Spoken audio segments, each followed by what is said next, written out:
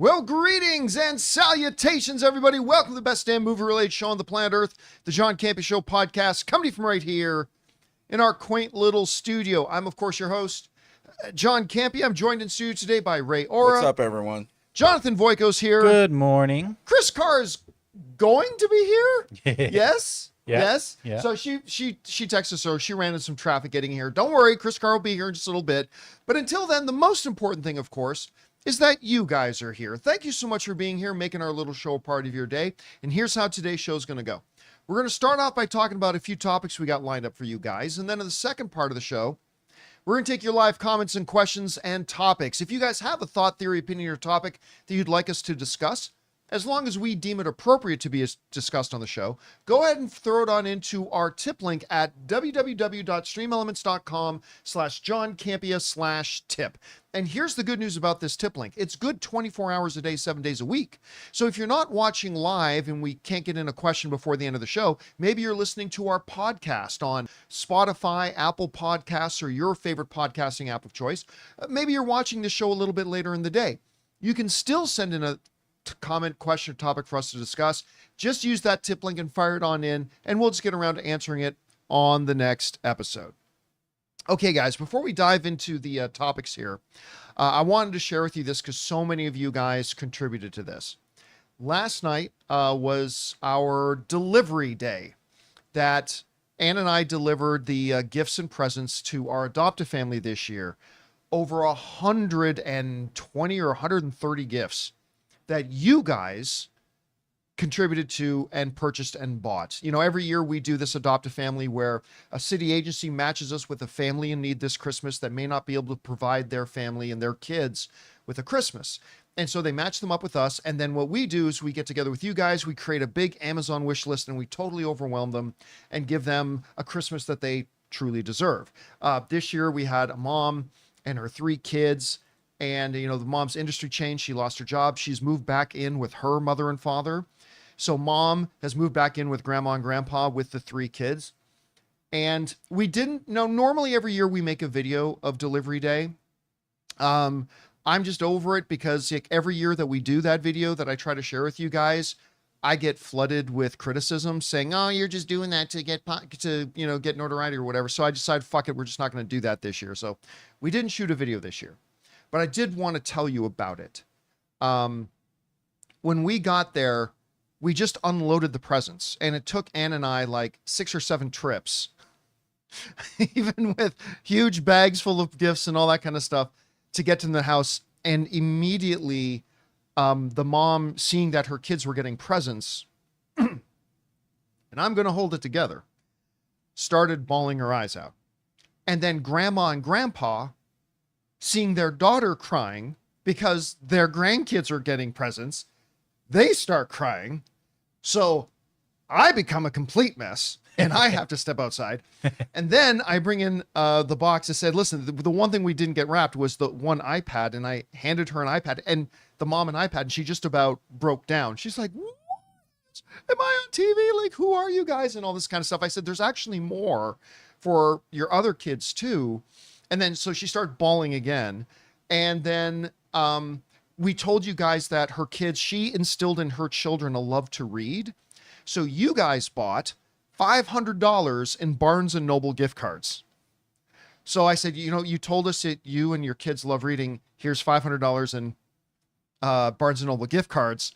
Totally lost it again, which of course made grandma and grandpa lose it. And then the little 3-year-old boy, just seeing his mom cry, the little 3-year-old boy starts crying uncontrollably. So grandma goes and picks him up.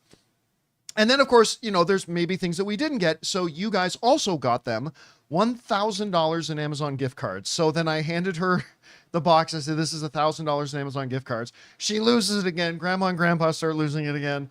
The kids start crying again. And then, you know, every year we also give them a check. And then so I handed them a check and said, this is for anything else that you guys may have. And again, the whole process repeated itself. I tell you all of this because I had the privilege of being there and you didn't. And I wanted to communicate to you guys every year when we do this dumb little thing and you guys pitch in and you guys contribute. I gotta let you know what a difference you have made in a family's life. And now the mom didn't speak very good English. She spoke mostly Spanish, but I could make out a lot of thanking God and thanking us and calling us angels and all that kind of stuff. She was calling you guys angels. And then the mom telling us, like, you have no idea, this means I can like pay my car registration now. I can turn on the phones again. We can do this and we can do. I just need to convey to you guys what you did and the difference you made and the joy you brought to a situation that didn't have a lot of joy. So thank you guys again for making that happen. Thank you guys again for changing a family's life. And we'll look forward to doing this again next year. So thank you again, guys. Thank you. All right. With that down and out of the way, let's move on to this stuff here, shall we? We're going to start off with this. There's a little movie, if you guys remember, we talked about a while ago that A24 was making called Death of a Unicorn. And it was going to have Jenna Ortega and Paul Rudd. Didn't really know much about it. The synopsis line for it was very vague. Didn't know much about it. And quite frankly, I've forgotten all about it. Until today, when the first trailer for Death of a Unicorn dropped, again with Jenna Ortega, Paul Rudd, Richard E. Grant, Tia Leone, Will Poulter. The cast is stacked, right? And it starts like some kind of, the trailer just starts like it's going to be some kind of, what's the name of the Tom Hanks, Daryl Hannah one, Splash? Oh, Splash. Splash. Yeah. It started off kind of feeling like it would be a splash, like daughter and dad are driving along and, oh, we hit something. It's a unicorn. But then it takes, in A24 fashion, a total change of direction and becomes kind of like a horror film at the same time. Jen Ortega looks great. Paul Rudd, Richard E. Grant looks awesome in this. Will Poulter has some of the best lines in the trailer. Like, I feel like I shouldn't be wearing swimming trunks for this. Like, I thought it was like one of the best lines of the whole thing. That and cancer. That's the biggest one. Mine was great. Cancer. That's the biggest one. So it had a little bit of an E.T. feel to it. Had a little bit of, like I said, Splash feel to it. Had a little bit of like some classic 80 horror in there as well. The cast looks great. I gotta tell you, even though I had totally forgotten about this movie, if you haven't watched the trailer for Death of a Unicorn yet, you should go and watch. I'm not saying it's the best trailer of the year, don't get me wrong, but it's wonderful. Yeah, I honestly got a bit of a Knives Out ensemble kind of feel. Yeah. That's the other one. It You felt a know? little bit like Knives Out. Yeah. With Richard E. Grant kind of being in the Christopher Plummer kind of role a little bit there. Yeah. Listen, there was a little bit of a time there where people were worried that Jenna Ortega may get overexposed a little bit here. I thought she looked great in this. And I thought her and Paul Rudd, you can already tell even just a short trailer, their chemistry is going to be, I love that shot. I know. Their chemistry is going to be really good in this. So I can't wait for the full reveal of the actual mother unicorn. the mom unicorn. We got a little bit of unicorn action in Shazam too, as many of you I didn't see forgot it. about that.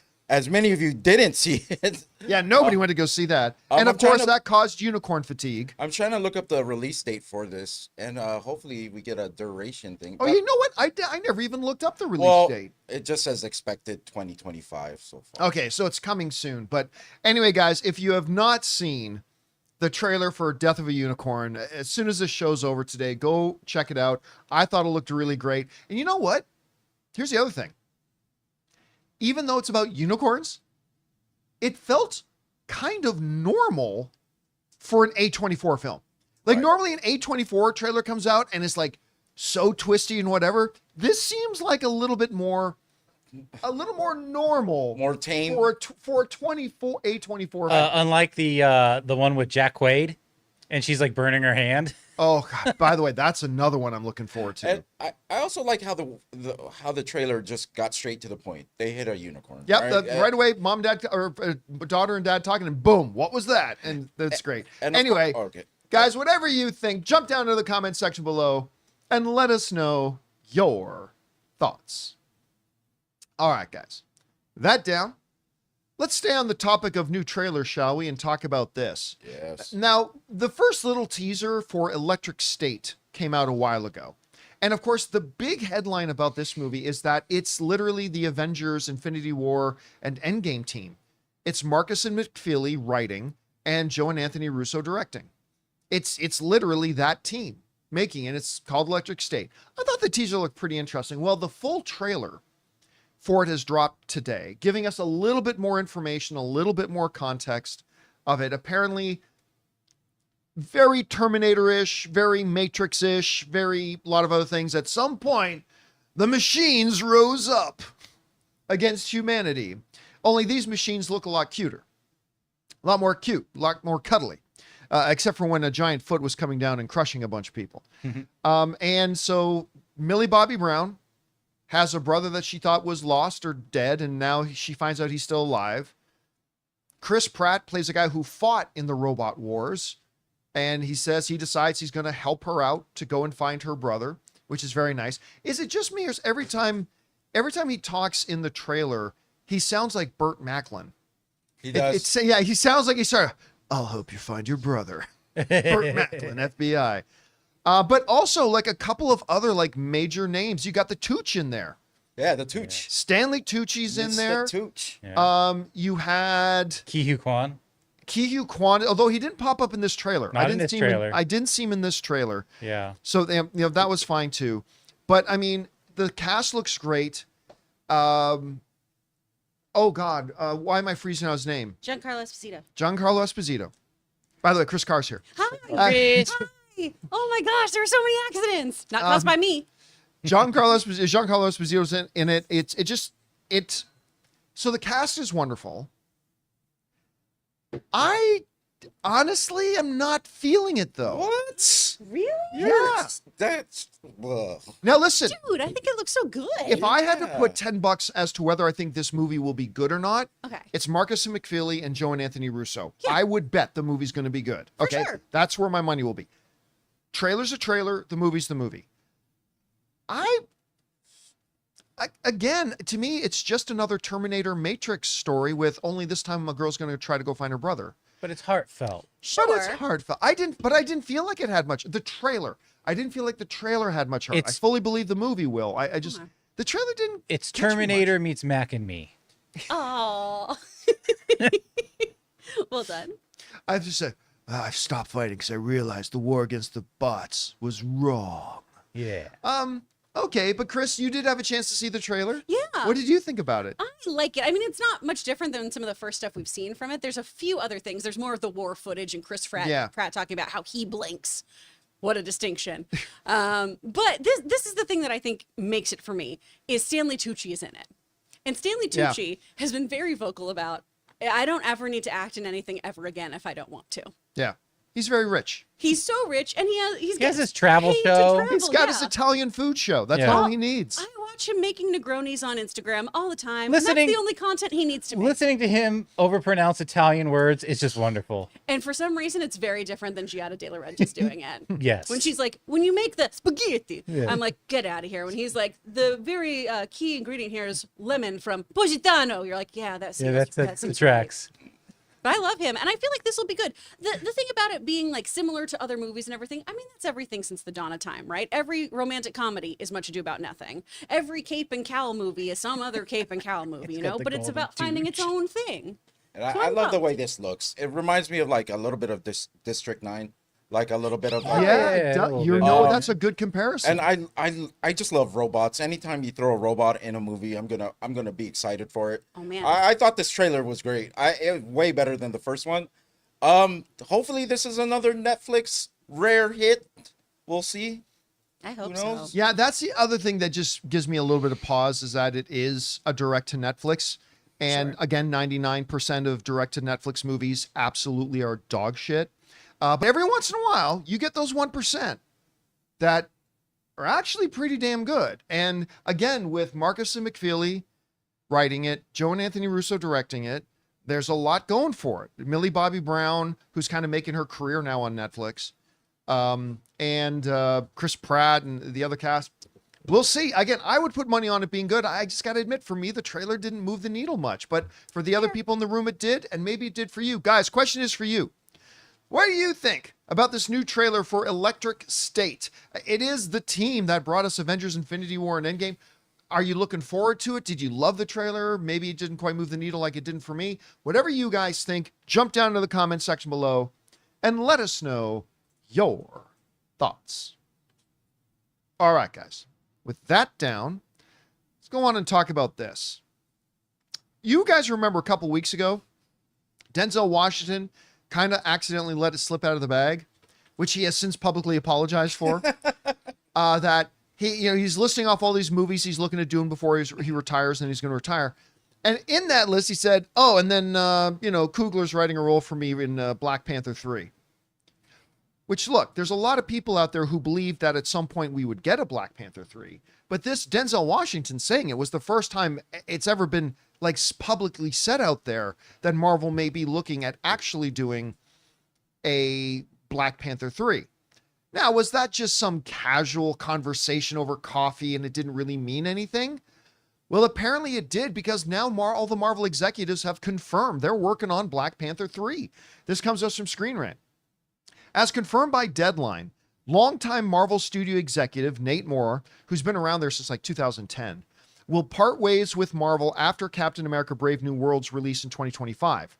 Marvel Studios' leading producers, Kevin Feige and Louis D'Esposito, praised Nate Moore's work, revealing that Moore will still work with Marvel in a different capacity on Black Panther 3 along the way. This is what Feige said. Nate is a fantastic executive and colleague, as well as a wonderful friend to all of us here at Marvel Studios. He has been a core member of our team since 2010, and his influence will continue to reverberate in our storytelling. Although we'll miss him a great deal, we look forward to watching what he does next, while also having the good fortune of working with him in a new way on our next Black Panther movie. And then Nate made a comment, and he specifically said, looking forward to making Black Panther 3. So the Denzel thing, we kind of then knew after Denzel said it, but again, it was still open that maybe that was him just speaking out of turn or whatever. But no, now Kevin Feige, Nate, Lou D'Esposito, they're all saying, yeah, we're working on Black Panther 3. Okay. I have thoughts. Oh. I don't care. John. I don't care. Black Panther was amazing. I love that movie. And I'm not saying that you can't do Black Panther without Chadwick Boseman. Not at all. You can, even though Chadwick is the one who breathed the heart and soul into the character and all that kind of stuff. And the first film was amazing. You could have, the IP could have continued. The legacy of the character could have continued. Instead, they made really bad decisions for the second one. Again, making Shuri the new Black Panther made no narrative sense, especially when you had Nakia there. Nakia, the warrior, the one with international espionage experience, the combat artist, the one who in Black Panther 2 fought her way into whatever they called Atlantis. What did they call Atlantis in Black Panther 2? I can't remember now. Talokan, that's right. She literally, single-handedly battled her way into Talokan to rescue the fair princess. And then was like, well, we got another flower. Who's the most logical choice to take it? International espionage seasoned warrior princess? Nakia? Or Lab Girl? Lab Girl. Made no sense to me whatsoever. I mean, they introduced, listen, Namor was actually turned out way better than I thought he would. But again, they did some major logic things in it that was just a problem. And again, it was just a dumb decision. They should have recast T'Challa. They should have said, Chadwick, our fallen leader, don't worry, we've got your back. We will pick up the baton for you, and we will carry on this legacy of this important character that you've created. Not just Black Panther, but T'Challa. We will carry on this important character for you and all this kind of stuff. And quite frankly, with how great the first one was, the second one was really quite disappointing. It made a good amount of money. What did it make? Like around $800 million or something like that? I have to look it up. Can you double check that? But it made a lot of money. It made $859. $859. So about 6 months after the movie, I went back to watch it again just to see, how did I really feel about it? And I liked it even less the second time. And I just kind of feel at this point, unless you do some major course correction, which again, listen, it's Ryan Coogler being in charge.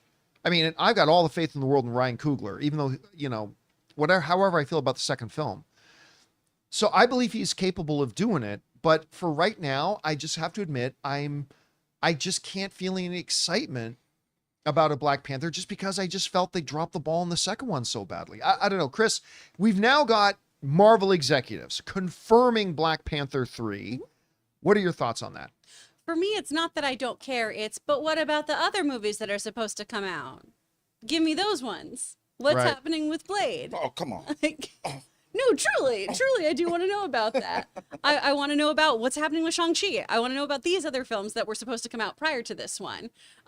Also, I love the idea that Denzel Washington got in trouble for letting everyone know that a Black Panther 3 was going to happen. He's like, oops. No. You think Kevin Feige and Ryan Coogler are going to take him to task? No, he's Denzel Washington. He could do whatever he wants forever. Announce any movie you want, Denzel. I love that for you. Feige did spit his coffee out, though, when he heard that. He's like, pfft. But, well, fair. But as long as he didn't spit it in somebody's face, some poor intern, that's Yeah. fine. I think that I don't have as much of an issue with Shuri being the Black Panther as you do, just because there is comic precedence for that happening.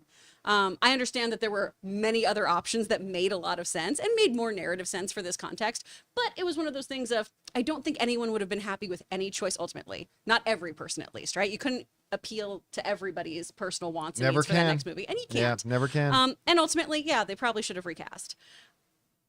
Again, I'm just more interested in, what about all the other moving parts at Marvel? I love that things get announced. And it gets me excited, but I also don't trust them because there hasn't been a lot of follow through with a lot of the things that I am pumped about. I'm guessing this would have to be after Secret Wars, though. Oh, definitely. So yeah. So this is way in the pipeline. Yeah. That's the other part of it is, neat, this is a movie that's going to happen several years. Someday. Maybe Marvel. They're fixing to do it. Yeah, maybe Marvel is trying to get away from that announcing too much game. Like James Gunn is going about his announcements very intelligently, you could say. their hand was sort of forced on to announce this one. Maybe Marvel, maybe. Yeah, once Denzel broke the seal, they might as well acknowledge it publicly. So I get why this was officially announced, just because the cat's already out of the bag, but I don't know. All right, guys, question is for you. What do you think about this? It's now official. The Denzel slip is now canified. It's actually happening. Kevin Feige's confirmed that Black Panther 3 is in the works. Listen, if Ryan Coogler is going to be in charge of it, I'm gonna bet a good chance it's going to be at least good. But after the second one, it's hard for me to get enthusiastic about it right now. How do you feel about it? Maybe you loved the second one. Whatever you guys think, jump down to the comment section below and let us know your thoughts. All right, guys. With that down, we still have a couple of other things to talk about here today, including last night's episode, the Neil-centric episode of Star Wars Skeleton Crew, which just has continued this show's great run. And also, man, I never thought I'd have a day where the big topic of our day is going to be a teaser for a teaser. But they released about 30 seconds of footage from the upcoming Superman trailer. We're going to talk about that and a few things we've gleaned from it. But before we do, we're going to take a couple moments here and thank a couple of sponsors, or at least one sponsor of today's episode of the John Campea Show podcast, our friends at The Perfect Gene. Guys, we want to take a second to thank a sponsor of today's video, The Perfect Gene. All right, let's get real for a second. Khakis, stiff, uncomfortable, and a crime against humanity. That's why I am obsessed with The Perfect Gene. I'm wearing them right now, and let me tell you, they've changed the game. They have full stretch, no resistance, whether I'm sitting for hours, indulging in holiday feasts, or running errands, these jeans move with me. And the best part, I don't feel like I'm in a denim prison. They're stretchy, soft, and crazy comfortable. And these aren't just comfy lounge pants. They look sharp enough for dinner parties and family photos. And with 6 fits, waist sizes up to 50, and lengths up to 38, the Perfect Gene fits everyone. From short kings to tall legends, over 5,000 combinations to get your perfect fit. So what are you waiting for? Stop crushing your balls in stiff, boring jeans. Head to theperfectgene.nyc and use the code Campea15 for 15% off your first order, plus free shipping, returns, and exchanges. That's right, risk-free, folks. Once again, that's theperfectgene.nyc, code Campea15. F your khakis and upgrade to the perfect jean. Trust me, your legs and everything else will thank you. And thank you to our friends at The Perfect Gene for sponsoring today's episode of the John Campea Show podcast. All right, guys, with that down, let's move on to this, shall we? Star Wars Skeleton Crew has been an absolute delight through 3 episodes. Now we're at that tipping point where this is where Star Wars shows usually start to go downhill. Sometimes they go downhill in episode 2, episode 3, episode 4. So I said on the other day on the show, I said, look, if they can get through episode 4 and still be this good, I'll be all on board. Like, I'll believe in it then, because I've been loving it so far. This show has been such a breath of fresh air for this franchise after like series after series after series. Like, except for the first couple of seasons of The Mandalorian, and obviously Andor, which is the best thing Star Wars has done since the original trilogy. Star Wars shows have been really, let's just say, disappointing, to be kind, right? Whether you're talking about The Acolyte or Ahsoka or Obi-Wan or Book of Boba Fett or even the final season that we got of Mandalorian wasn't all that good. They just they start pretty well, go downhill. The first 3 episodes are great. Episode 4 was still great. I'm so happy to say that I think now my fear of the starting strong, finishing weak trend that we have in Star Wars films, I don't think that's going to apply to Star Wars Skeleton Crew. What was the name of the episode? I don't recall. No, at Adden. I think that was the actual name of the episode. Nick Frost is killing it as the voice of Smee, by the way, like so much. Anyway, so much happened in it. So much more of the mystery getting revealed. And we finally got what a lot of fans have been wanting. Our first Neil-centric episode, which made a lot of people very happy. So it also did a couple of really interesting things. First of all, in the last episode, we found out that that At Adden was one of 6 jewel worlds, but the rest of them got destroyed. Well, what does that mean, destroyed? Did the Death Star go there and blow them up? And it gave us a little bit of an insight into that. They found what was one of the jewel worlds, and I can't remember the name of it, At Arkan or something like that. It was, all names sounding very similar to At Adden. It's At Arkan or something. It was like Atchin or At Achin or something along those lines. There were 6 of them. Yeah. So what I kind of sort of gleaned from that is that when the owl lady said the other ones were destroyed, I think it's just that I'm wondering if these At planets are social experiments, because this one didn't work. This one fell into a Mad Max tribal society of war and whatever. And maybe all the other ones met certain types of fates as well. So I thought it was pretty neat that they found one of those worlds. So I thought that was pretty interesting. Also, getting a better kind of feel for, what did they call Jack again? Something Jack? Crimson Jack. We get a little bit more insight into Crimson Jack on 2 different occasions. Well, really 3 in this. Because they've been kind of playing this game with us, and this is he just a dastardly scoundrel who's looking just to take advantage of these kids? Is he actually a warm-hearted dude? So he saves the 4 kids, and then he legitimately seems to like pull them in for hugs and is like seems legitimately relieved to have found them. He saves Neil at the end as SM-33 was going in to tear him limb from limb, and he goes in there and saves him. So, but again, let's not forget that in episode 1, Crimson Jack took a guy who was just the captain of that ship and had him thrown out the airlock. Well, he literally murdered a guy. He raised a gun to him. He also talked back to him. Yeah. He gave him lip, gave him sass. Sass gets you thrown out the airlock. Or is the show building towards a little bit of a twist that the man behind the mask in that first episode wasn't actually Crimson Jack? Could have been. Same height, same voice, maybe somebody different. I don't know. We'll see where they're going to go with that. But then one of the bigger reveals. Smee actually knows where At Adden is. SM-33 actually knows where it is, which makes sense. I mean, he was on the ship that was found on At Adden, right? So, and I love how they brought it back around to that scene in episode 1 where, what's the main girl's name? Fern? Fern. Fern. Fern? Yeah.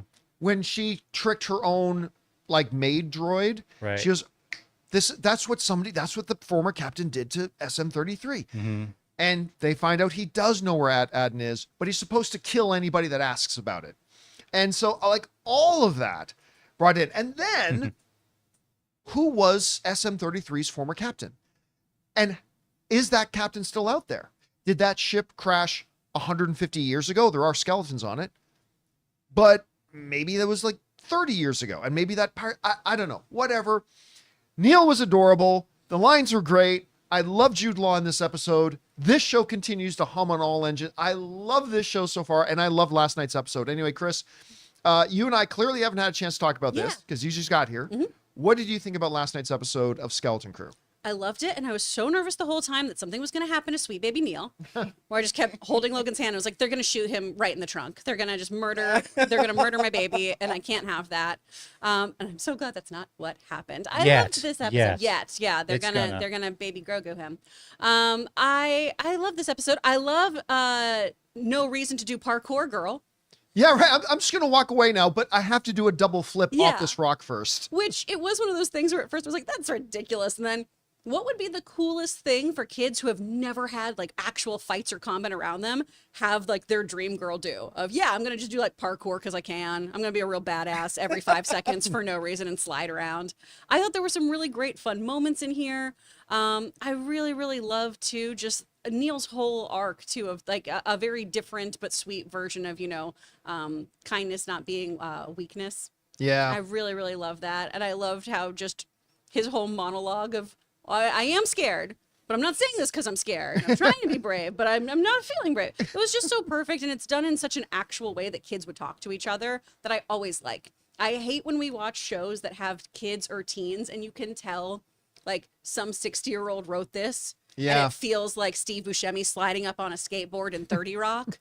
What's up, fellow kids? Yeah, this feels Fellow kids. This feels like the way little kids would talk in this kind of universe and interact with things. I know Wim sometimes can be a little annoying to some of our audience members, but that's what a little kid would do. I mean, to a degree, He'd be excited about the pew pews. Yeah. I'd be that stupid all the time, but I I just felt like kids are older now, man. no, I'm talking about me and thinking back when I was a kid. I was just like, I don't know. But this is my fear. Like I was like, okay, well they're gonna make him like this at first, and he's gonna start to wise up, and then it's just like, are you ever gonna not be an idiot? I think some people are just dumb, John. Maybe that's why they call him Wim, because he does everything on a whim. Yeah, they really stretched on that one. Well, kids don't go through a big maturation swing in the course of 5 days.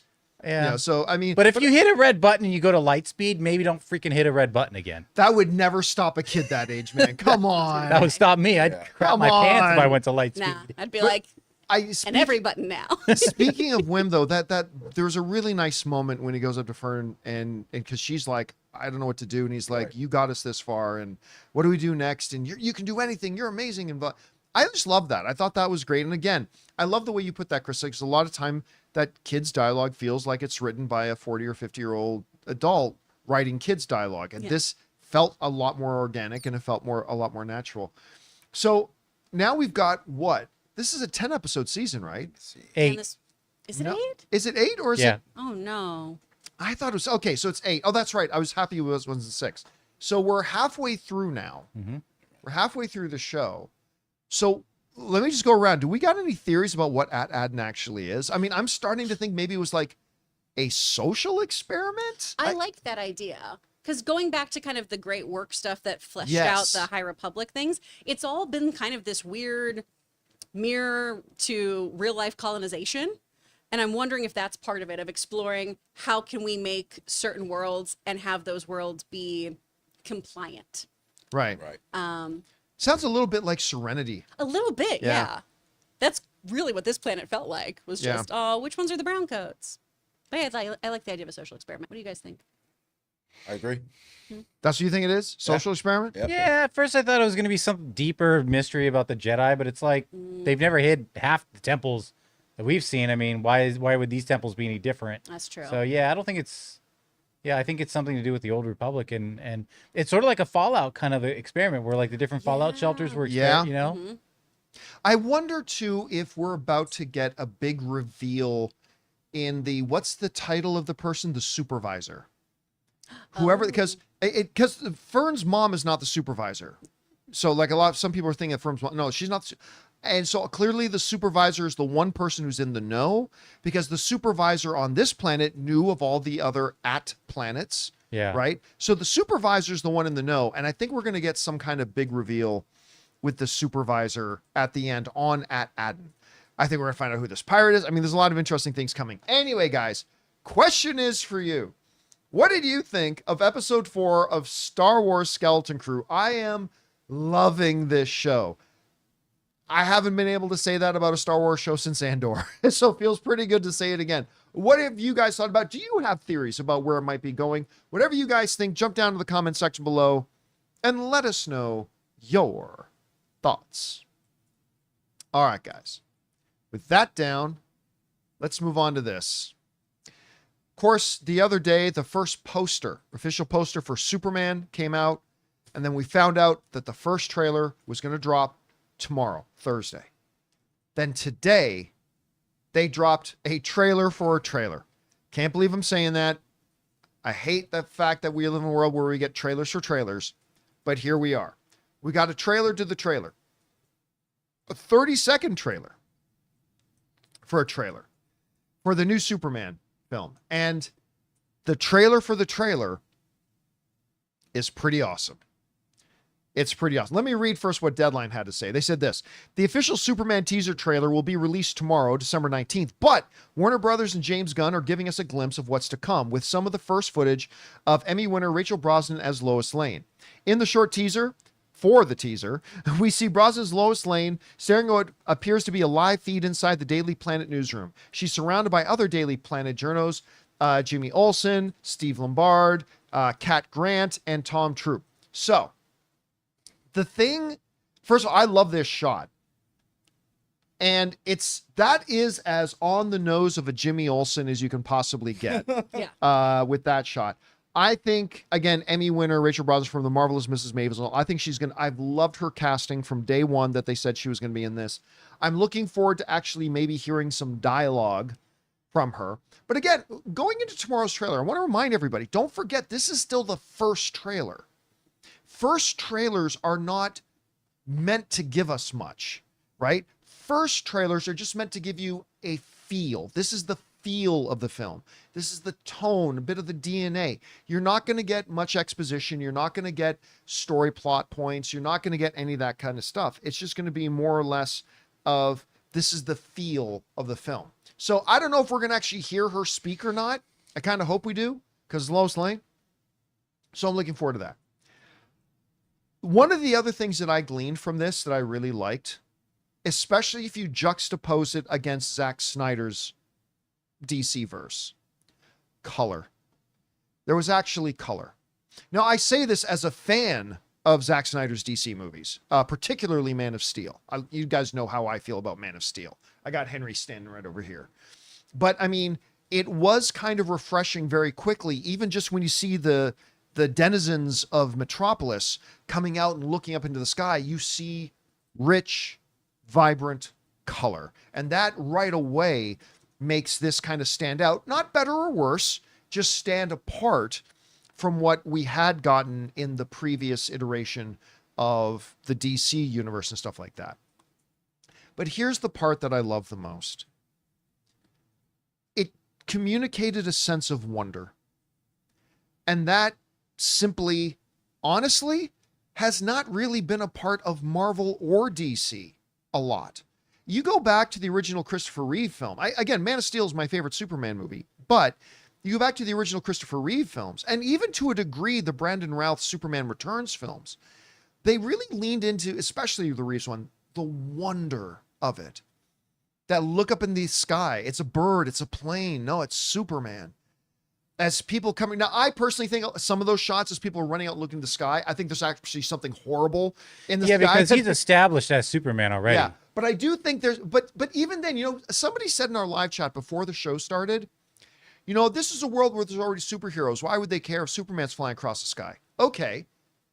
I counter that with this. We live in a world filled with pop stars.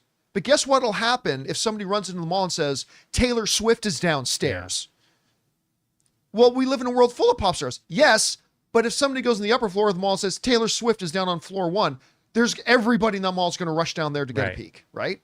Yep. And so that's kind of the same thing. Like, it's like, well, there's all these superheroes. That's fine. That's Superman.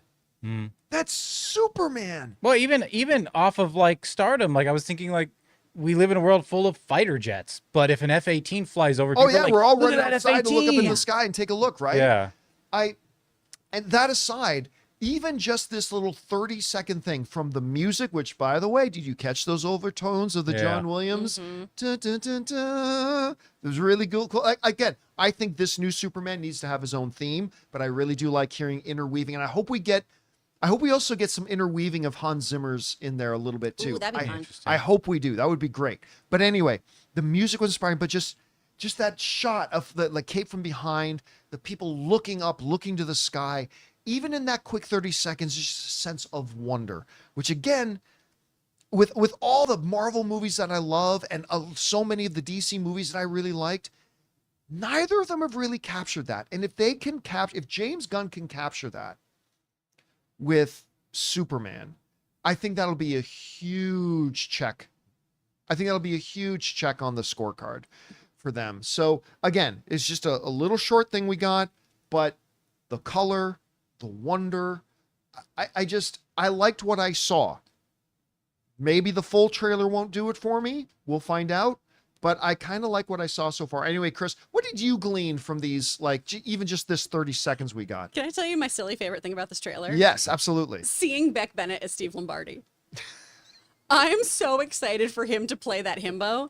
I am so jazzed. I love Steve as a character. I think he's so fun, and he's such an affable nitwit, and I really enjoy that. Do they use that? Because you watch what's the Superman animated show called? Adventures. My Adventures with Superman. Is he? Yes, he is. He is in that. He's great in it. He's wonderful. I love that character so much. So I was really excited to see that. The Daily Planet moment with Steve, with Cat Grant, with Jimmy, that I think is one of the most exciting things in here. Because to your point too about the color, this is the most that I went, oh, this is a comic book. This is a beautiful adaptation of what a comic book looks like. And I have missed that color saturation in DC films. I love that kind of stuff. I do want things to feel fantastical and a little otherworldly and a little exciting. I don't want it, honestly, to feel like my everyday life that I see. That's why we have the Batman. Special. Exactly. Yeah, have Elseworlds. Have something dark and gritty somewhere else. And if you really enjoyed those other films, too, that went that route, love that. That is great. And those still exist, and this will never take away from those. I like them, too. They're fun. This looks like the kind of comic book movie that I've been really wanting to see DC deliver on, though. And obviously the full trailer will give us some more insight, but I like what I see so far. By the way, I was reminded of this because somebody put this into the live chat, but this is something that I've heard. So even James Gunn referred to what's coming tomorrow as a teaser. To me, the distinction between a trailer and a teaser is time. When something's like 30 seconds, 45 seconds, that's a teaser. Once something is more than 1 minute and 45 seconds long, it's a trailer. Like, you can call it whatever you want, but that's a trailer. I have heard, now somebody else in the live chat had heard this as well, so I'm going to repeat it here. I had heard that the trailer is 2 minutes and 20 seconds. Wow. Now, I notice I'm not running a story on this. I don't have a headline that says Superman trailer to clock in at 2 minutes, 20 seconds, because I can't confirm that. I don't know that that's true. I'm saying that is also a whisper I've heard, and somebody else in the live chat is saying that as well. So yeah, I've heard it's like 2 minutes and 20 seconds, and you can call it whatever you want. That's a trailer. 2 minutes and 20 seconds is a full trailer. So again, it's still just the first trailer, still just the first one. I still have not decided if I'm going to get up at 6 a.m. in the morning and do a trailer reaction before the show tomorrow. I might just wait for the main show for us to talk about it. But I'll tell you what, I'm getting very, very, very excited about this. And it's not often that I get stoked for a trailer. But again, the color, the sense of wonder, all that kind of stuff, the majesty, if you... One of the things that I loved about Man of Steel is that in first flight, like when Henry Cavill first flies, like the notion of a man flying, that's insane, right?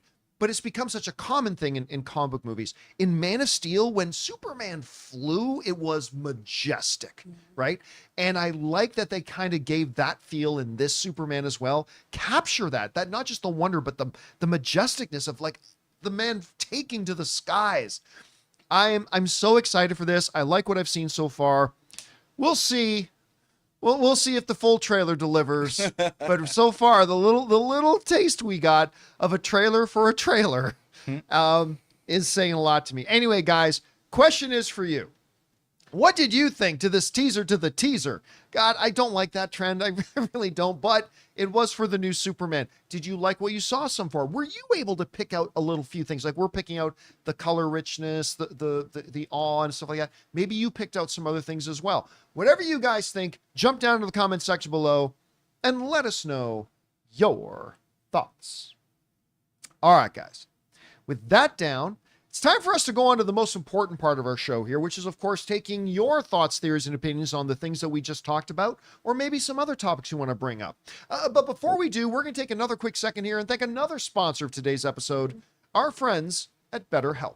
Guys, we want to take a second and thank a sponsor of today's video, BetterHelp. Guys, we all know November's all about gratitude. And along with those we appreciate, let's not forget to thank ourselves. In a world as busy as ours, just making it through each day can be an accomplishment. One important way to show yourself some appreciation is by investing in your mental health. And that's where therapy can really make a difference. Therapy isn't just for those in crisis. It's for anyone wanting to learn better coping skills, set healthy boundaries, and work towards being their best selves. You often heard me talk about that it's great that we prioritize our physical health, but it's time that we also prioritize our mental health. Let's start encouraging ourselves and others to take steps to improve our mental health as well. So if you've ever thought about starting therapy, give BetterHelp a try. It's entirely online, super flexible, and fits right into your schedule. You just fill out a quick questionnaire to get matched with a licensed therapist, and you can even switch therapists anytime at no extra charge. Let the gratitude flow with BetterHelp. Visit BetterHelp.com/Campea today to get 10% off your first month. That's BetterHelp, HELP.com/Campea. And thank you to our friends at BetterHelp for sponsoring today's episode of the John Campea Show podcast. All right, guys, with that down, let's get on to your thoughts and opinions on the stuff we've talked about, or maybe some other things too. Jonathan, what do we got?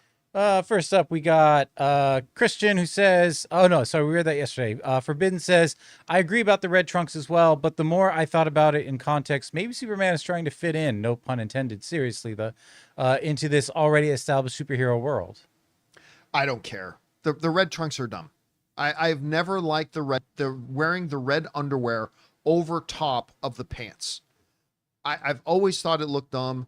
I was so happy when Zack Snyder got rid of them for Man of Steel. But they're back, and I get it. Homage to the classic. I get it. Every part of the Superman outfit is taken from other classic elements of Superman costumes. Why not the red thing? And look, it's not going to ruin the movie for me. Like, how good or bad the costume looks is not going to make the movie any better or worse. So that's fine. I just don't like it. Whenever I see it, it just kind of drives me a little bit crazy. That's all right. All right, what's next? Arun says, have you checked out any of VHS franchise horror anthology movies? Yeah, the original couple. Not all stories are good, but for that budget, they are very creative and creepy. I liked a story where an alien ship attacks a group of friends who were skydiving from a plane. I don't know if I saw that one, but I mean, I remember I was still at AMC when the first couple of VHS movies came out. And listen, there's a reason why in a lot of film schools they say, you know what you should cut your teeth on? A horror project.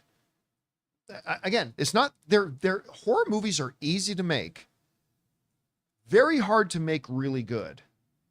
Horror films are like poker. You can learn poker in 5 minutes, but it takes a lifetime to master. Like it's very easy to make a horror film. So that's why but very difficult to make a great one. So that's why a lot of film schools will encourage you to do that. And the low budgetness of it and stuff like that. I like the first couple. I kind of fell off it after that, so I didn't see the ones you're talking about. But I thought they were a really good outing, to be honest with you. All right, what's next? Twilight Boy. Twilight Boy. John James Gunn said Clayface is in the DCU. His exact tweet was, exciting news out of DC official studios today is Clayface, or hashtag Clayface, a DCU story from a script from Mike Flanagan had been officially greenlit. I personally think this is an odd DCU choice. story. It's not going to be in the DCU. Again, James Gunn never called me to tell me that, or I don't. So it very well could go the other way, but there's no. I mean, to me, it seems pretty clear. It's not going to be. This is going to be more of an Elseworlds kind of thing, which is also DCU, but it's going to be an Elseworlds, just like Elseworlds stories. DC Comics is still a DC comic. All those Elseworlds stories they're still DC comics, and this will be a DCU thing, but I don't think it's going to be in the DCU. So again, maybe we find out it is. I'm not claiming to have inside information, but no, I don't believe that for a second. Not yet. All right, what's next? Arun says, I had posted a question regarding Netflix rejecting a pitch of a writer stating not second screen worthy.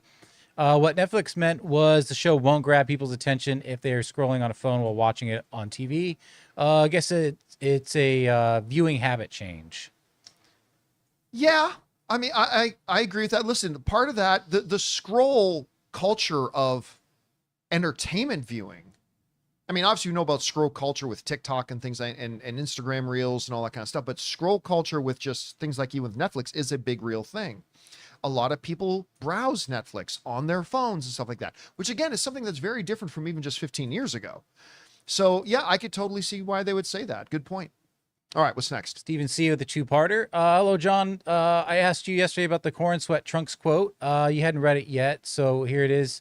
Superman wants kids to not be afraid of him. He's an alien. He's this incredibly powerful, could be considered scary individual, and he wants people to like him. He wants to be a symbol of hope and positivity, so he dresses like a professional wrestler. He dresses in a way that makes people unafraid of him. That shows that. I'm Okay, anti-Trunks, but I can't help but love that. If I'm walking down the street and I see a guy wearing his underwear over top of his jeans, it does not make me like him. I don't feel safe. It does not make me feel safe. Even if it's Beefcake Brutus or whatever his name was. Brutus the Barber Beefcake? Yeah. I mean, listen, to each their own, and that's fine. I get that. But see, you know what? I want to fit in more. I think I'm going to wear my underwear over top of my pants so I can fit in and make everybody feel more comfortable.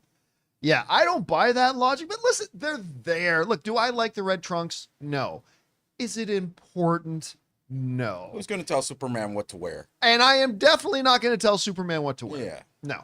No, not at all. He's making a fashion statement. Yep. All right, what's next?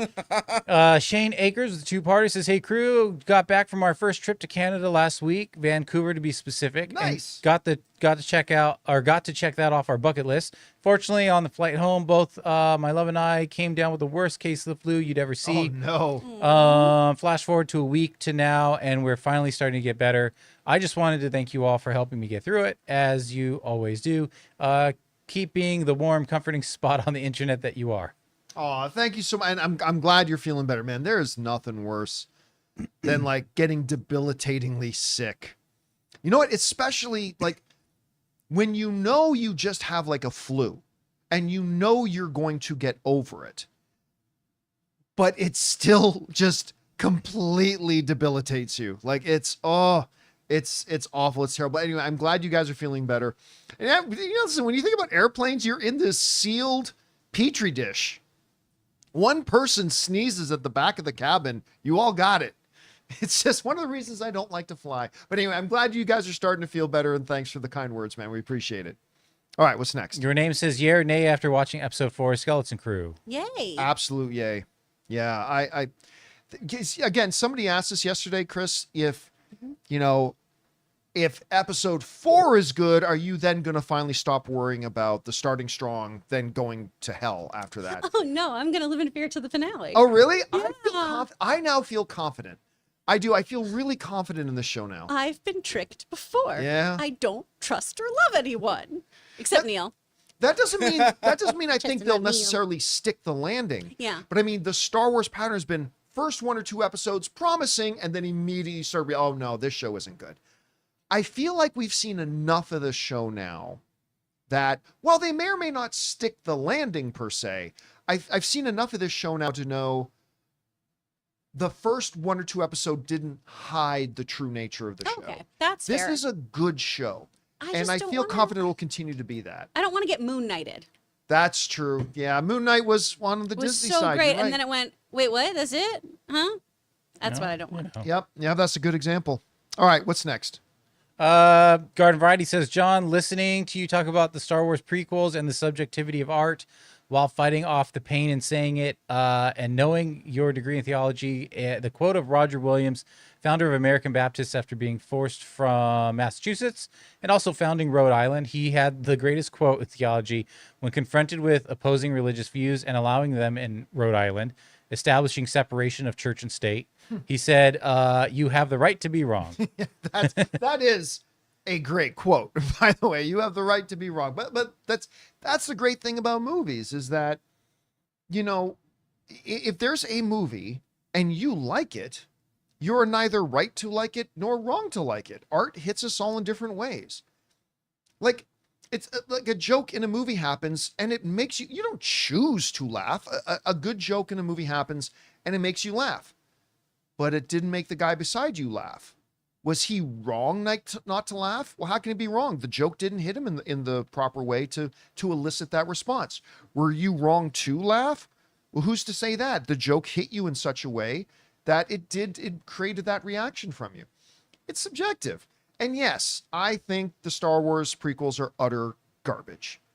But if you don't feel that way, that's great. I'm glad you like them. I want everybody to like everything they see, whether it's something I like or not. So, yeah, but I do like that quote. You have the right to be wrong. I like that. All right, what's next? Anonymous has got an Avengers Endgame vibe when Ben Wang said whatever it takes in the Karate Kid Legends trailer. Reminded me of that one trailer for Endgame. Also, this movie is like a multiverse movie with Jackie Chan in the mix, like how Marvel is in the multiverse saga.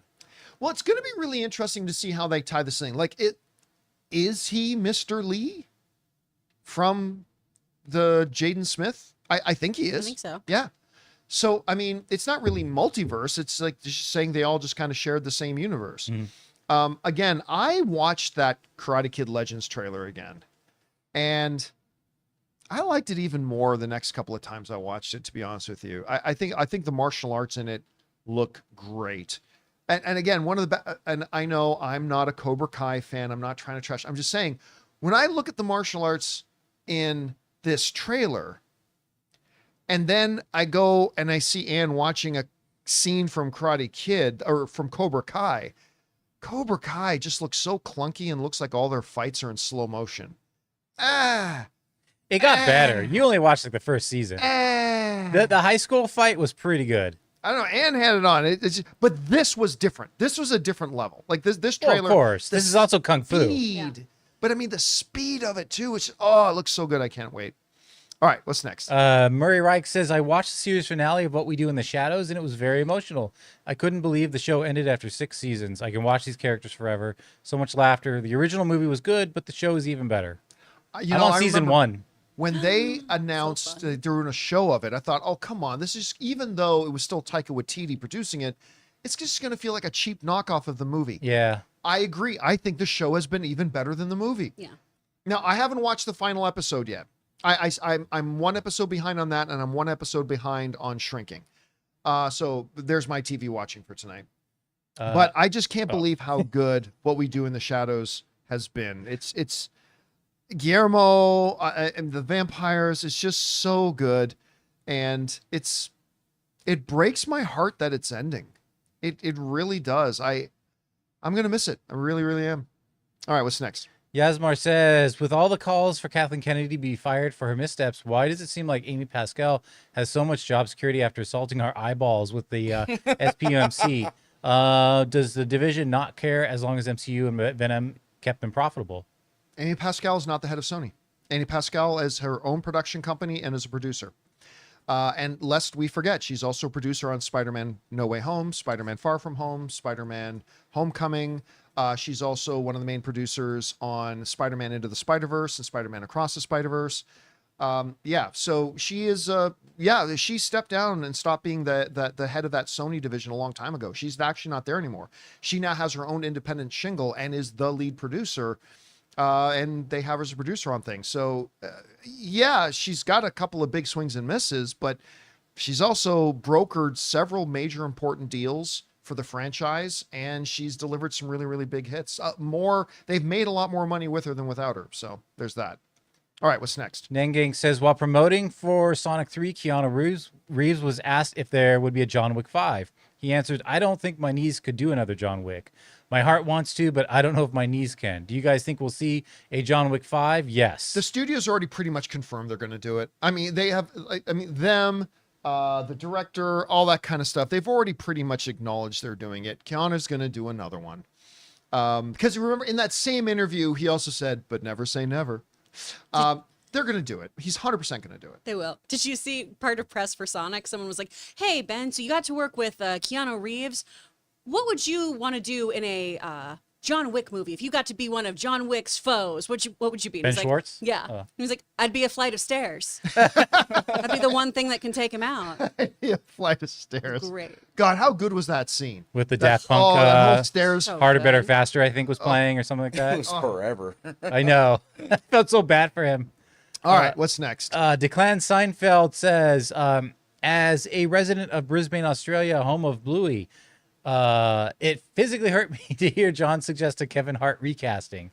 Oh, Kevin Hart's crying somewhere. Bluey is so Kevin Hart is Bluey's dad. Yeah. Bluey is so deeply tied to the Australian and Brisbane identity that casting anyone but Australians feels absurd to me. I'm sorry. Absolutely. Oh, Yeah. listen, recasting, forget Australians. I don't care. Recasting any of those voice actors from the show would be a tragic mistake. Just like I was saying to Ray, like the idea of even changing the animation style to like a more Pixar, I think that would be a huge mistake. The kids who are going to fill up these theaters, they want to go into the movie theater and see the Bluey they know, and that means hearing the Bluey they know. They should act like when we're talking about Kevin, that's all in jest. Obviously, they should not change a single voice performer in this because it'll really turn those kids off. Like a lot, I think. All right, what's next? Brandon Robinson says, I saw Mufasa on Monday. Having not loved the lifeless feel of the 2019 film compared to the original, I was entertained by this prequel's fresh story, Scar's de-evolution, and the emotive expressions, which I thought you might like, Brandon. They've kind of fixed that. Songs needed some work, though. I 100% disagree. I thought the 2019 Lion King was filled with life. I thought it was wonderful. Again, not as good as the original at all, but I thought it was absolutely wonderful. And part of the reason why it became the highest grossing animated film of all time until recently. Anyway, I'm going to see Mufasa tomorrow. I have always had my expectations in check for this particular movie because, again, the prequel stuff, why do Mufasa, like all that kind of stuff. Barry Jenkins doing it raises the expectations because he's an Academy level director. But I'm going to be doing a double feature tomorrow. Ann and I are seeing Sonic and Mufasa back to back. So hopefully it'll be a good day. Fingers crossed. There you go.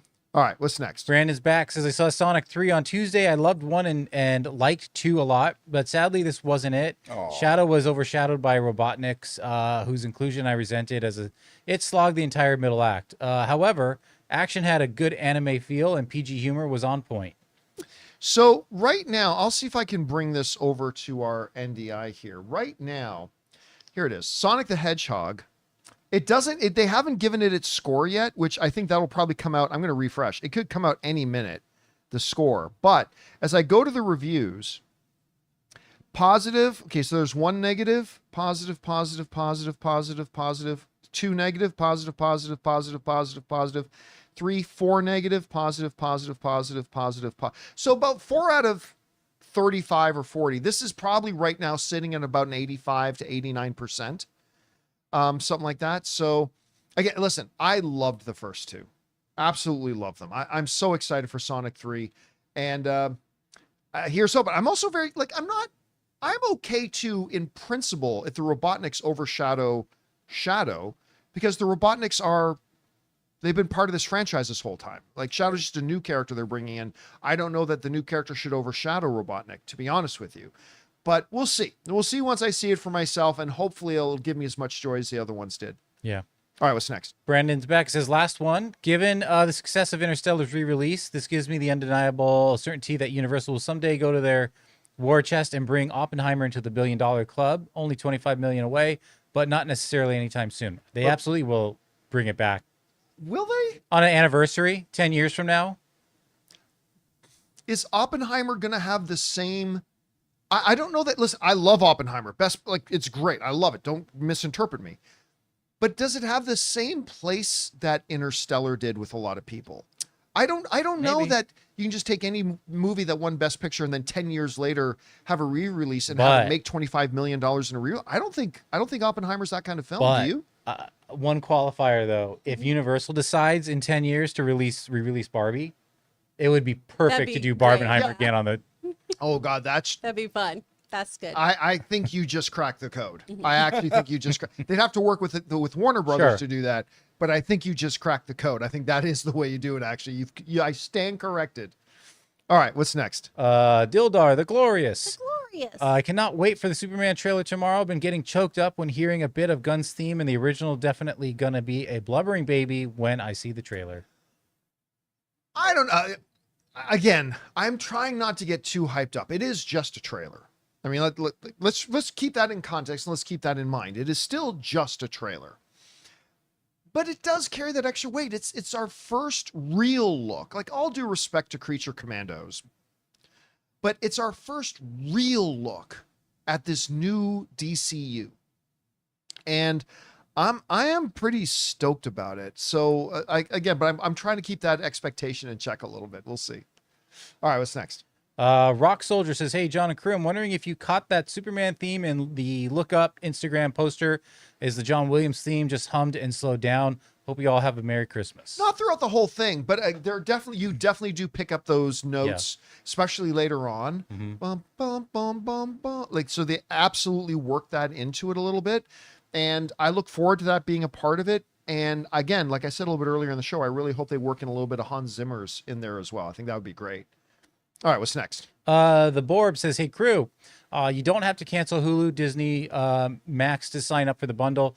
Log on to Hulu on a computer, manage subscription, change the bundle. I finally did it yesterday. It was super easy, barely an inconvenience." Ooh. First of all, nice pitch. Barely an inconvenience. nice pitch meeting reference there. Yeah.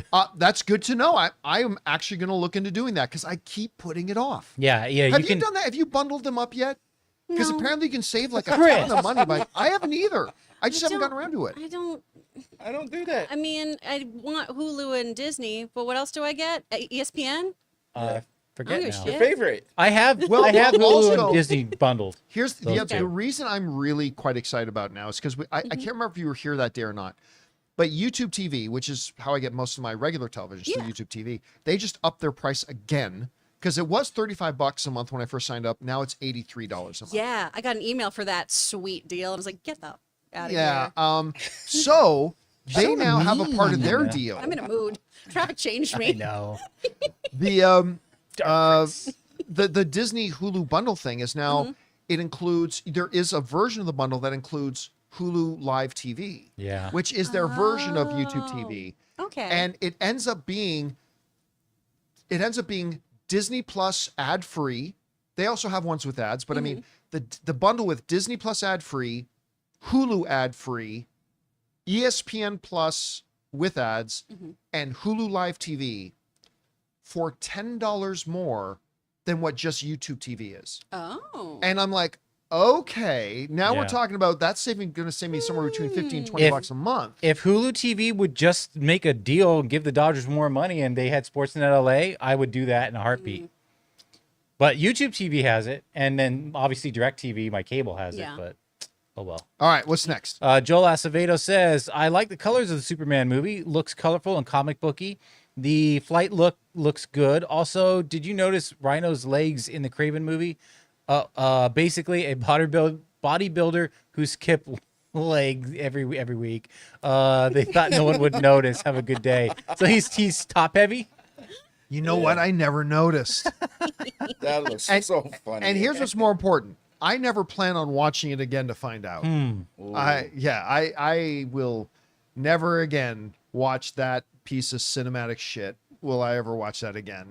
But if somebody wants to send me from maybe I'll look up a still shots. That'd be funny to see.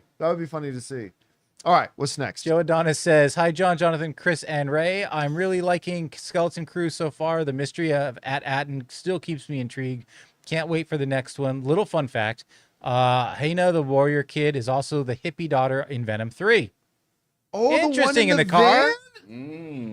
Okay, I hate that family. Yeah, I wanted them to now. die in a fiery crash going off a cliff.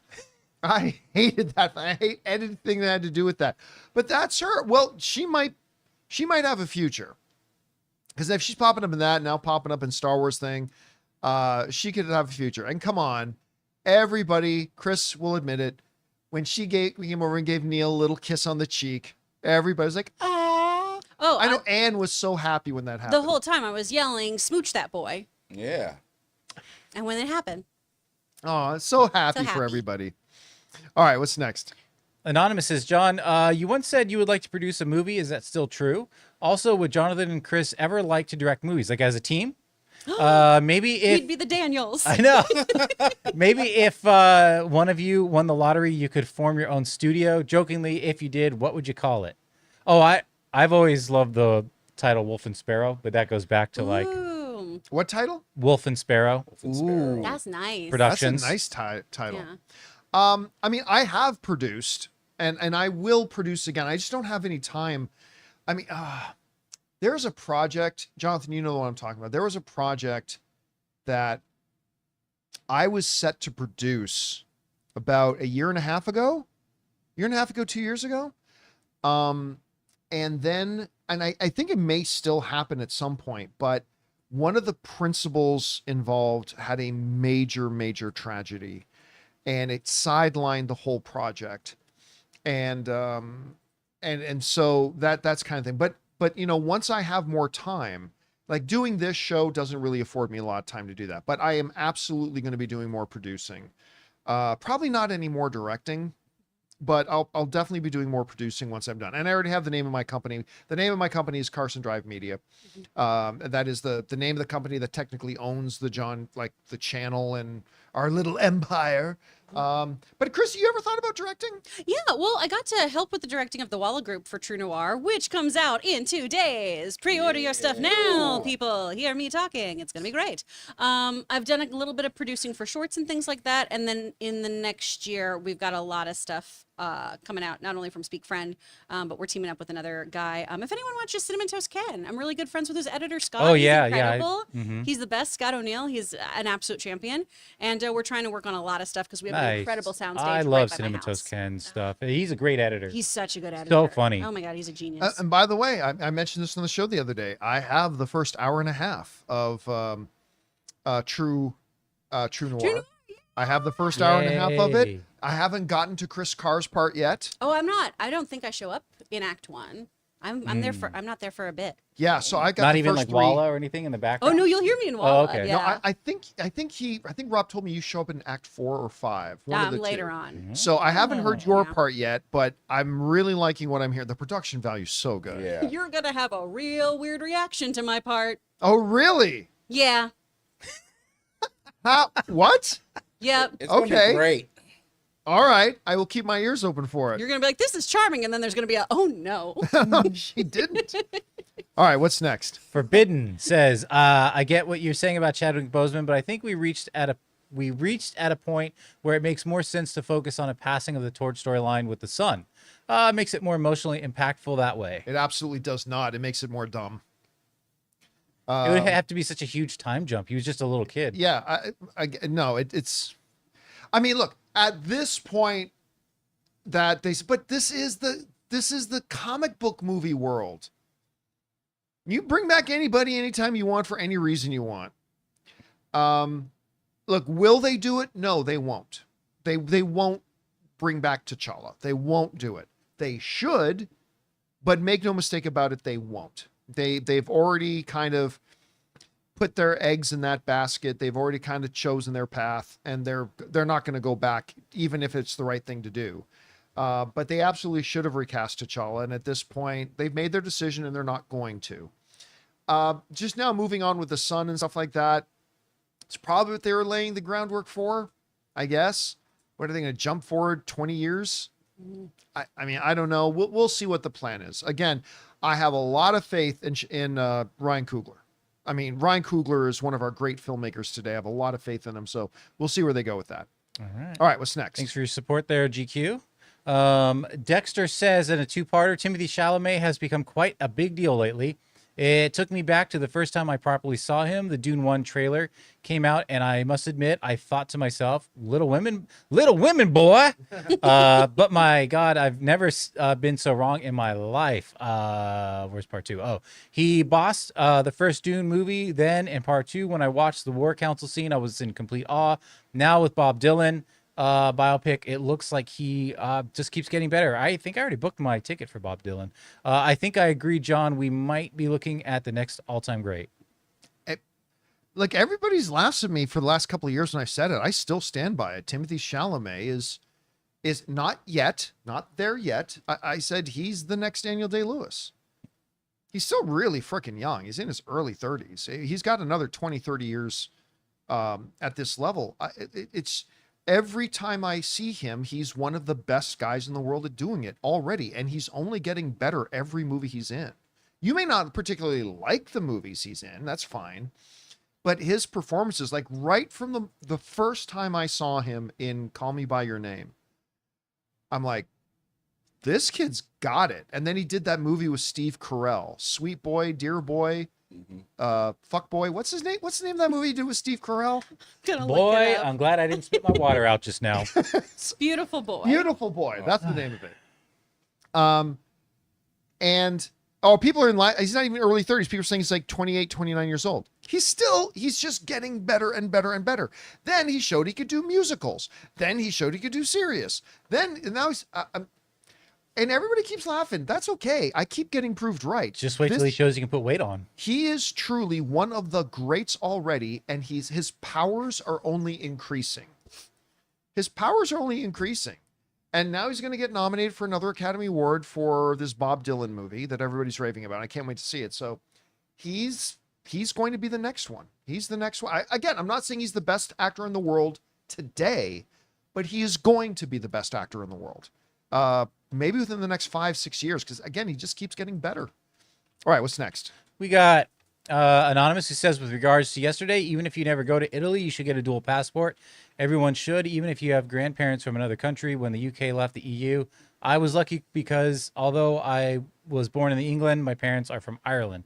Well, and also then you have carte blanche to the European Union.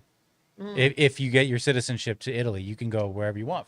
Yeah, and because my dad was born in Italy, something I learned from Chris Carr, that because my dad was born in Italy, yeah, I think I definitely will. That's a really good piece of advice. Thank you, man.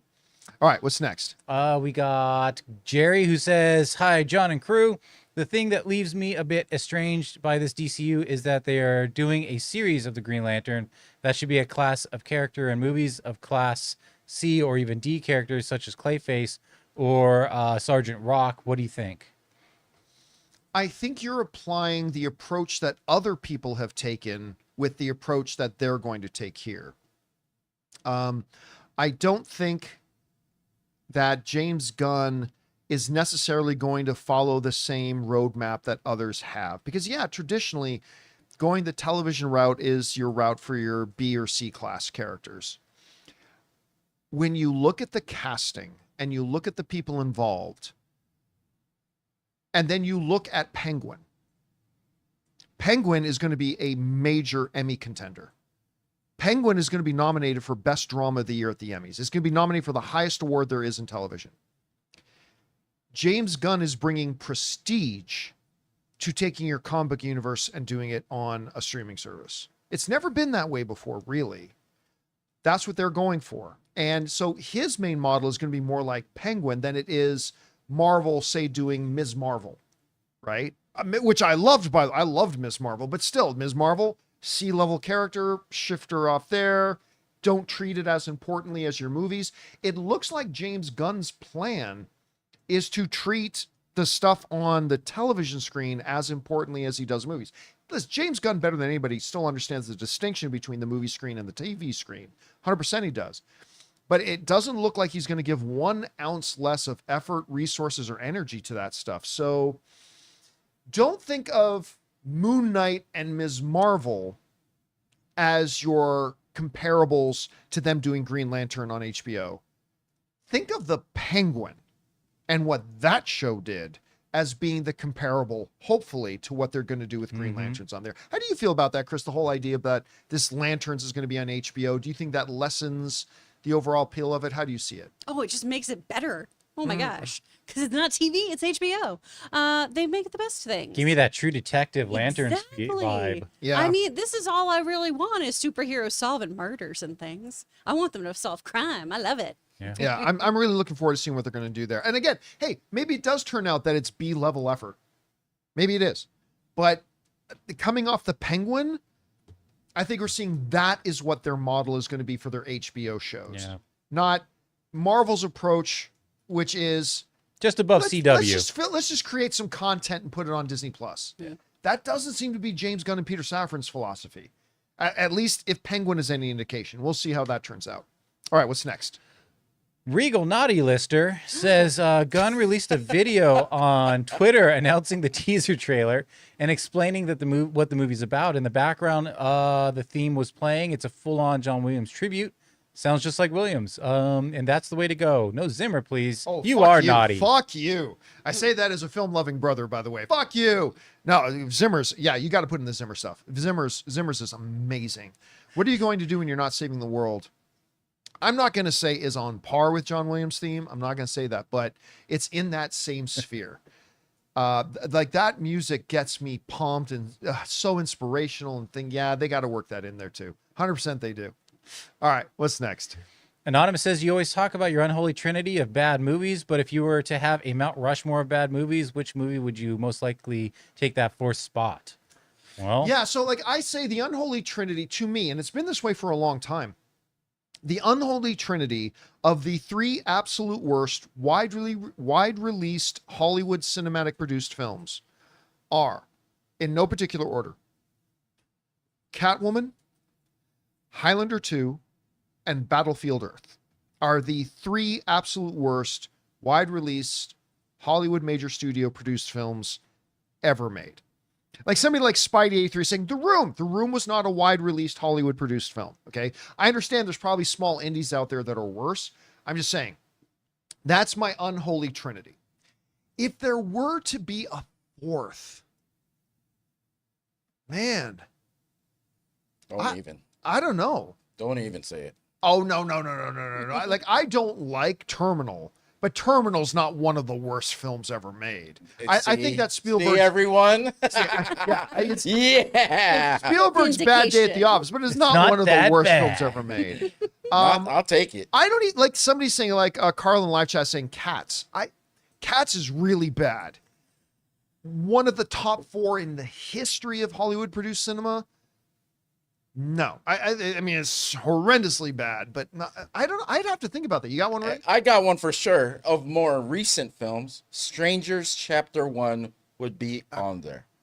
I mean, again, I would qualify that in the same category as like Cats, like a truly awful movie. But I don't know if it's the fourth worst film ever made. Elicited some anger that I've never felt while watching a movie before. Yeah. Yep, like feeling like this is like some people saying like Strange. Madam Web, no, I think Madam Web is absolutely terrible. It's not that level of terrible. Sony apologists. Avatar: The Last Airbender by M. Night Shyamalan. And The Spirit. The Spirit's Spirit good.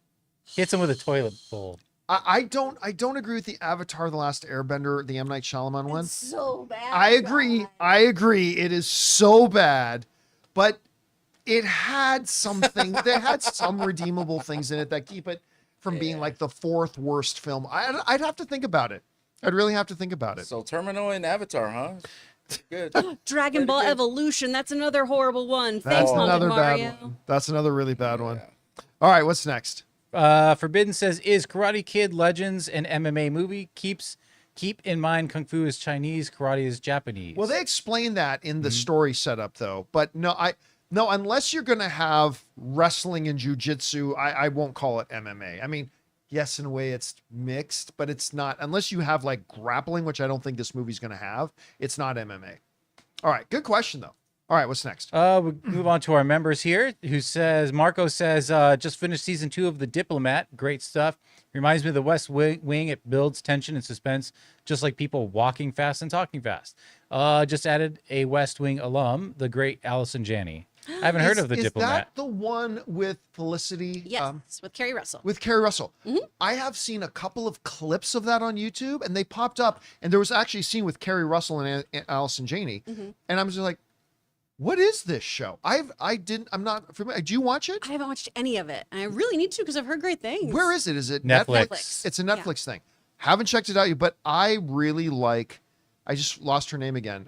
Carrie Russell? Carrie Russell. By the way, have you ever seen The Americans? No. So good in that. Waitress? Oh my gosh, yeah. it's incredible. How good is she in Waitress? She's so wonderful. It's in one of that. Ann's favorite musicals, by the way. It's a great we always, whenever they bring musical. the production to LA, we go watch the stage show of it. Sugar, water, flour. Anyway, Oh, Sarah Bareilles killed it. So butter, good. butter, sugar, flour. No, butter, sugar, flour. Anyway, yeah. So I don't know anything about the show, but I saw that one clip with Carrie Russell and Anthony Janney, and I'm like, I probably got to watch this because it looks like my kind of show. And the fact that you're comparing it to West Wing just makes me want to watch it more. All right, what's next? Our Dramatica says, I'm super excited to watch the trailer in full. Can't wait. Oh, God. Listen, I don't do trailer reactions. All right. I have all the legitimate respect in the world for like really good trailer reactors, like our friends over at Day One, Real Rejects. It's just that I found so much trailer reaction is so fake. And I remember back in the AMC days, me and Dennis and one of our crew, we tried doing a couple of trailer reactions, and I just felt fake doing it. I could see how that. Because because when I watch it again, when I watch a trailer, I'm watching a trailer, even if it's like when it's one of my favorite trailers, right? I'm like, oh, nice. I need a horrible trailer reactor, right? Because you watch everybody else and they're like, like things people don't do when they're watching. And I'm like, I can't do that. I can't do that. Again, you get some guys out there who are like, I know 100% are 100% real, authentic, real, like Greg and John over at Real Rejects, the guys at Day One, stuff like that. But it's like, that's not me. So it's either going to be a really boring 2 minutes of me sitting there watching it intently, or I'm going to have to fake it and act. And yeah, by the way, side note, and Ray, maybe you can help me out with this. I've come across on some things like with the reaction thing, like a bunch of people like reacting to Deadpool and Wolverine and stuff like that. And like a whole bunch like reacting to that scene where Wolverine's shirt explodes off him and it's just showing his ass. Right? And people, oh my God. And I'm like, these people in these rooms where they got all these like Funko Pops and all these getting very what are they getting called? a little bit more specific here. The Funko Pops and all this kind of stuff, like all these like geek stuff. And I'm like, Right. I'm watching, I just can't help but think to myself, you're telling me you're this huge genre fan, but you didn't go to see Deadpool and Wolverine in the theaters. You waited 5 months for it to come out in home video so you could. I'm very suspicious. You gotta sort through the weeds a little bit. I mean, I immediately looked for Guardians of the Galaxy 3 Volume 3 reactions because I wanted to see if people had that emotion that I had, right? And there were people that skipped the movie because Marvel was on and you just gotta really watch. You know what I mean? There's emotion that you can't fake sometimes. But that takes time to actually go through and click on their video. And then because as soon as I see someone who's not being authentic, I'll just skip.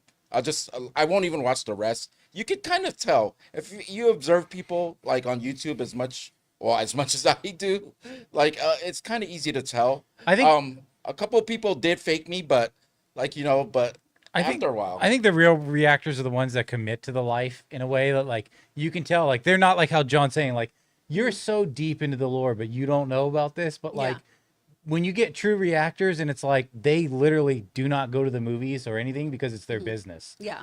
Then you can kind of trust those. But I agree with you, John. A lot of those videos that you run into, I highly doubt that that's the first time they've watched that scene. Yeah, I mean, I get, and like I said, I'm not passing any judgment because I don't know. I just think, I feel bad because you got a lot of bad actors out there, And I think they kind of sully the name of the good ones, like Struggle and Rejects. Let me guys like that. Let me rephrase the doubt because I don't want to.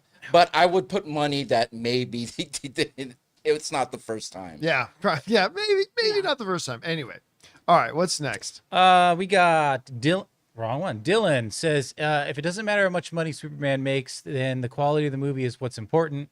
Then by default, that makes the trailer not that important, even if I am super excited for it.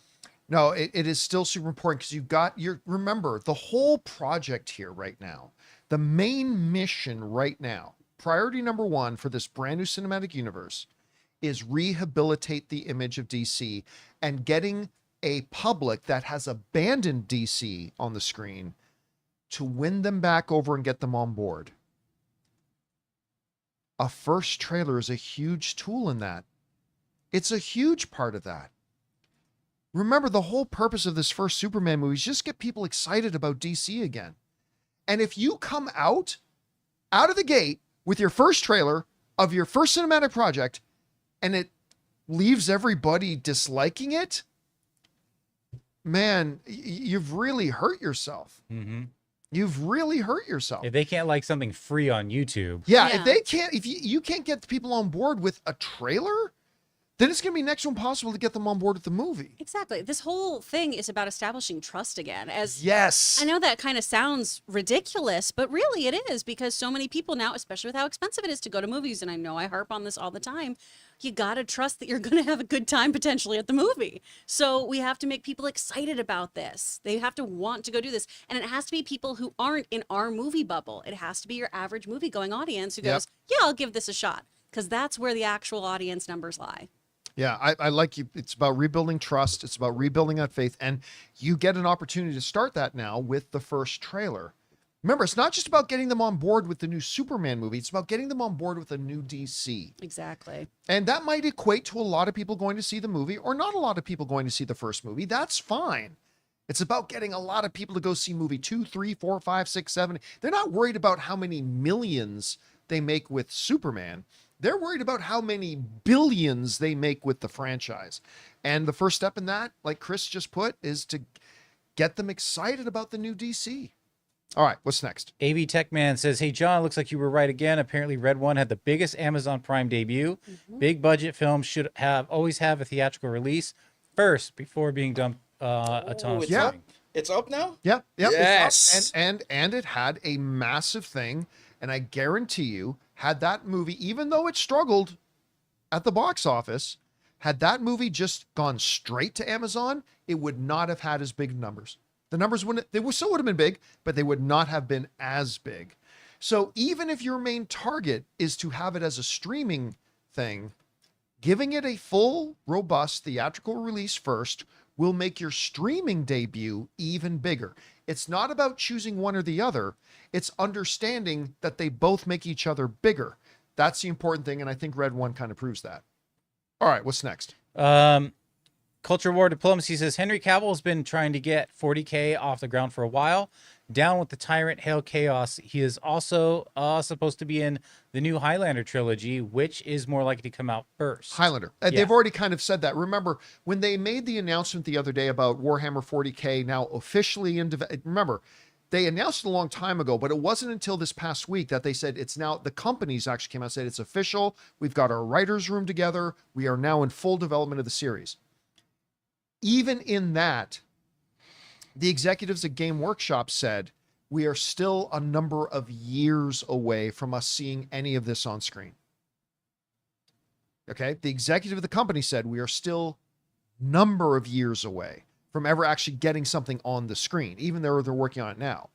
They're getting ready to go into production on Highlander. So we are 100% getting Highlander before we get our first 40K thing. All right. Let's take two more.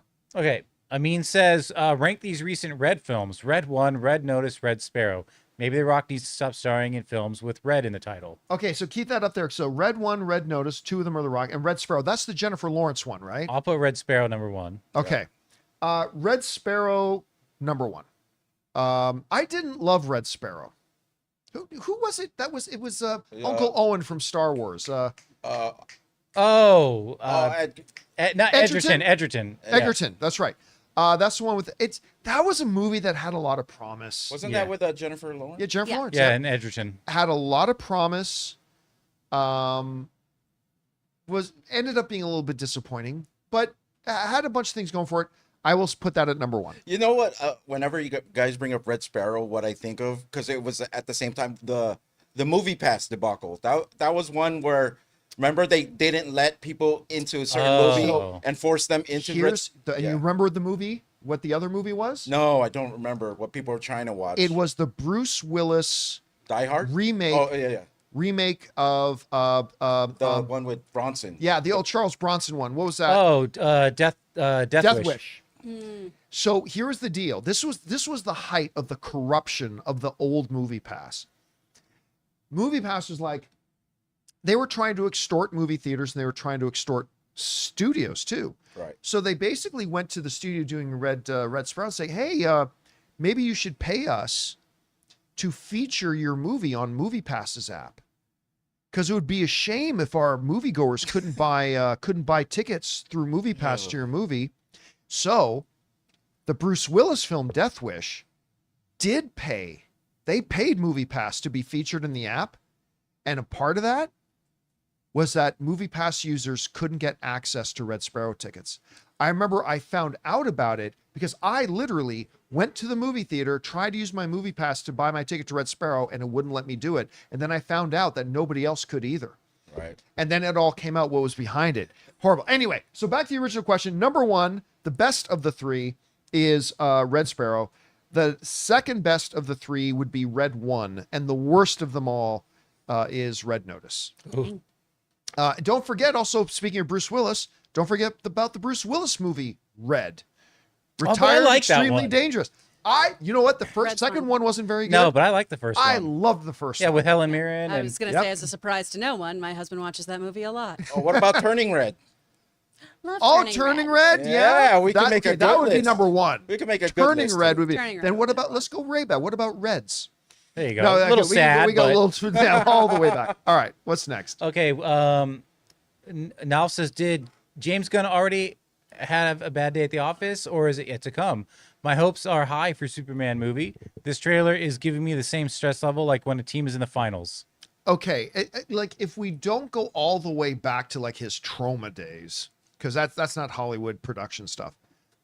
I don't know that James Gunn has directed a film that I haven't liked. Because even Guardians 2 doesn't get a lot of love, but I like it. I like think Guardians 2 is a step down from the first Guardians. It's still quite good. yeah. I'm Mary Poppins, y'all. I love that still line. thought it was quite good. And his arc is great. Yeah. Obviously, I love his Suicide Squad movie. I still think out of all the great stuff he's done there, I still think his best movie is Slither. And I still know Slither's so many so people who have good. not watched Slither. It's his best movie, I think. You got to watch it. Michael Rooker is so good in that. Doctor gave me a prescription. Says I just got a little sting. He's so good in it. Nathan Fillion, Elizabeth Banks. Watch Slither. It's so good. Yeah. So I don't think James Gunn's had his bad day at the office. Like even Super. But again, that wasn't a big Hollywood film. So I don't even know, but I even like Super. I thought Super, but watch Slither, guys. I Like think you'd have to go back to like his trauma stuff. that's what I mean. Like if you go Yeah. back to trauma, but But he was just a baby. He was just learning. yeah, and it's not the Hollywood system yet, Yeah. right? So you'd have to go back there. But so as far as like once he entered Hollywood and like got his true career going in there, I don't know that he's had a bad one yet. I really don't. Okay. And so that'll do it, guys. But before we end the show, I started today's show by telling you guys about our gift delivery last night and the very emotional experience that it was. Anne just sent me a text message with a text from the mom. And because so many of you guys contributed to this, I want to read it to you too. Last night, neither my kids and I did not sleep with how grateful we are for all of you guys. Thank you so much. You definitely have made this the best Christmas for my family. I am praying for each and every one of you because never did we ever think any of this could happen. You've taken me out of a hole that I was in. Oh. God definitely answered a whole lot of my prayers through you guys. Thank you all so much from the bottom of my heart. Again, guys, if you weren't around at the beginning of the show to hear me explain the situation, go back and watch the beginning of the show. I explained off the top of the show, but that was for you guys. And again, thank you guys so much for the difference you made and for making this year's Adopt a Family Again a tremendous success. So thank you guys very much. And on that note, guys, that'll do it for today's installment of the John Campea Show podcast. Thank you so much for being here and making our little show part of your day. Big special thank you to all you guys who sent in questions. Number one, because you gave us great fun things to talk about. But number two, you supported this channel as you did it. And all of us involved with the show, thank you guys so much for your support. I want to thank the people in the room with me. Ray Ora. See you guys tomorrow. Jonathan Voico. Later. Chris Carr. Back to my car now. My name's John Campea. And until next time, my friends, bye-bye.